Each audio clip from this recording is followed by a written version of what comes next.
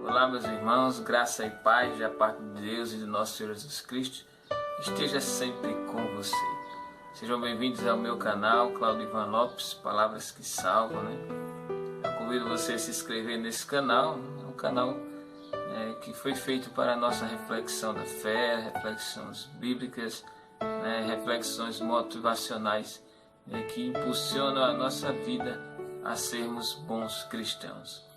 Então, a reflexão que eu quero trazer hoje, eu quero honrar essa reflexão, porque eu quero falar um pouco da vida da Virgem Maria, da Mãe de Jesus Cristo. É um tesouro para nós, da fé católica, é sempre um tesouro falar sobre ela. Então, o que eu quero trazer hoje, um pouco da vida da Mãe, é uma pergunta que muitos não fazem, Muitos teólogos não fazem, Muitas pessoas de outras determinadas religiões que não veem a necessidade de refletir sobre ela, tem perguntas que eles não fazem a si próprios e nem dizem aos outros. Veja bem, uma das coisas que me chama a atenção no estudo bíblico, e uma das coisas que também me assusta, é a questão de Satanás ter o direito de falar, nas suas assembleias, na Assembleia Celeste, vou colocar assim, Você vê, uma vez, o próprio demônio pediu, autorização diretamente a Deus para testar Jó. Olha, quer dizer, ele tinha direito de falar, diante de Deus e de pedir algo, Nós conhecemos a história de Jó, o servo bom e fiel, mas Satanás queria provar que ele não era tão bom, nem tão fiel, nem era tão devoto, nem tão forte. E Deus o concedeu, Nós conhecemos a história, ele só pediu para que não tirasse a vida, mas que tudo mais Satanás fizesse para testar até onde ia a fé daquele homem. A segunda coisa que me chama a atenção é que quando Jesus vai para o deserto, Satanás sabia quem era Jesus, Olha que interessante. Então ele vai para o deserto tentá-lo.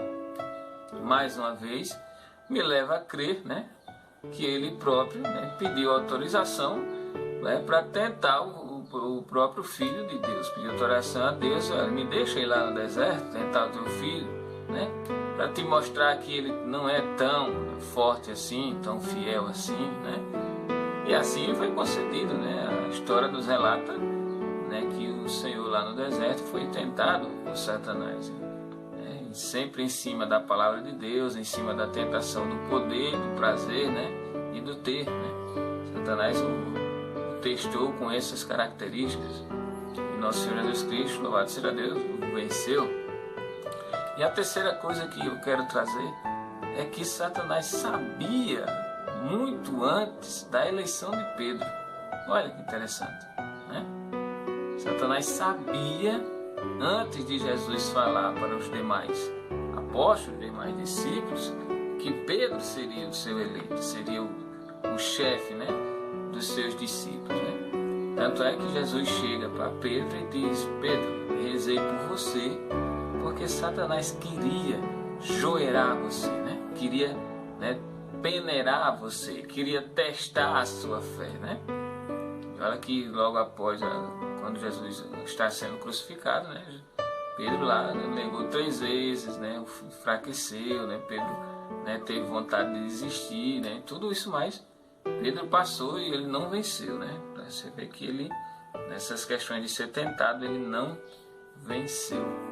Mas o que me chama a atenção é isso, Satanás sabia quem eram os escolhidos, sabiam quem eram os preferidos, sabiam quem eram os eleitos antes de ser anunciado e tinha esse direito de ir a Deus, e testar, pedir autorização para esse homem.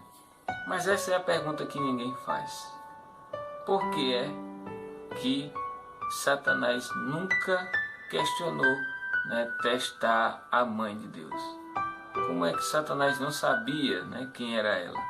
Como é que ela percorreu durante toda a sua trajetória e não foi tentada por ele, né? Não foi perseguida por ele, né? Alguns teólogos podem usar até a questão de Herodes e tudo mais, e querer colocar como personificação Satanás. Tudo bem, eu estou falando que Satanás sabia que era juiz, sabia quem era Jó, sabia quem era Pedro, mas não sabia quem era a Virgem Maria, a que ia dar, né, a luz ao Salvador, né? Isso só me leva a crer, né, aquilo que está na oração do Magnífica, né? Quando ela própria diz: e o Senhor, né, fez maravilhas em meu favor, né? Ele fez maravilhas, né, em favor dela. Uma das coisas foi escondê-la do próprio inimigo de Cristo, né? Olha que coisa interessante. Ela não foi tentada, ela não foi tocada pelo inimigo de Cristo, porque o Senhor Deus fez maravilhas na vida dela, e uma dessas coisas foi isso, né? Ele a escondeu, né, debaixo das suas asas, né, sobre a sua proteção, e não deixou que ninguém, nem o próprio inimigo de Cristo, a tocasse dessa forma, né? Meus amigos, você que talvez não tenha pensado bem, né, quão grande foi o ministério dela, né? Quão grande foi, né? É por isso que eu creio que ela está, né, no céu, assentada à direita do seu Filho, ornada de ouro e de ofício, né? Eu acredito muito nisso, porque veja bem, né, lá no livro de Eclesiastes, no capítulo 41, né, fala quando Deus honra os seus servos, né? Então ele honrou Elias, né?